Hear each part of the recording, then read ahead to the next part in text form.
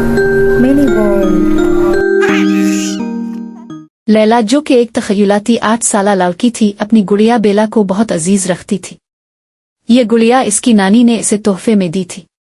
बेला लैला के लिए सिर्फ एक खिलौना नहीं थी, वो इसकी राजदार और जादुई मुहिम्मात में साथी थी। हर रोज स्कूल के बाद लैला बेला के साथ खिड़की के पास बैठकर जादुई जंगलात और बातें करने वाले जानवरों की कहानियां सुनाया करती थी। एक दिन बाग में खेलते हुए लैला को मिट्टी में एक छोटी सी चमकती हुई चाबी मिली। जोश से भरी हुई इसने सोचा कि ये किसी खुफिया दरवाजे की चाबी होगी। बेला को गोद में लिए लैला ने तलाश शुरू की और जल्द ही पुराने बलूत के दरख्त के नीचे एक छुपा हुआ दरवाजा दरियाफ्त किया। चाबी लगाने पर इसने एक जादुई दुनिया का रास्ता खोल दिया, जहां चमकते पौधे और दोस्त मखलूक मौजूद थी। इस दुनिया में बेला जिंदा हो गई और खुद को रोशनी की मुहाफिज के तौर पर जाहिर किया।